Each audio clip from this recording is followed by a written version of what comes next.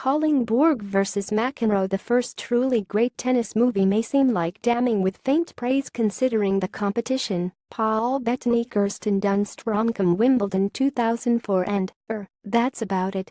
But it's a statement meant at face value.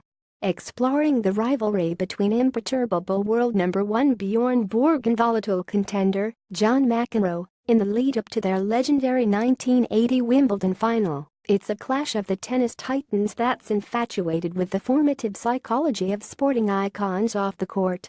In 1980, Bjorn Borg Sverrir Gudnason was at the top of his game and on course to win a record fifth consecutive Wimbledon title.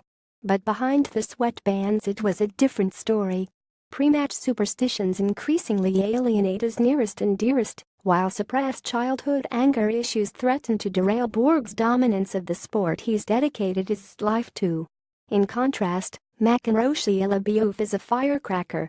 Wearing his heart on his sleeve, his explosive tantrums make him an easy target for the controversy-hungry media and public, who delight in openly booing him.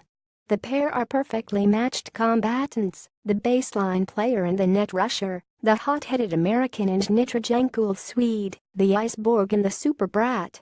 Director Janis Metz-Armadillo has previous form with the Altamagriad tennis rivalry he helmed in episode of 90s documentary series Clash of the Titans on Borg and McEnroe, and reunites with writer Ronnie Sandahl for a film that lasers in on the moments that made the men. The movie jumps back and forth between the 1980 Wimbledon championship and the pair in their youth. Borg is seen learning to keep his career-threatening temper under control, while the source of McEnroe's rage is left to fester. The thesis may be the famous rivals aren't so different after all. It's a compelling case study and effectively burrows under the skin of Borg in particular.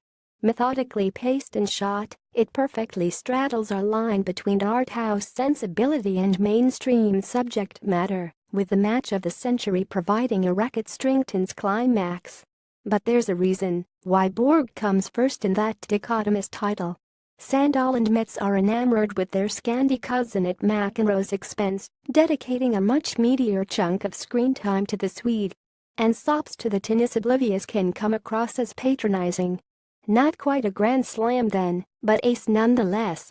A superior sports biopic with an ever-bitter labeouf. You cannot be serious, but it only fully gets to grips with the ice-cool Swede.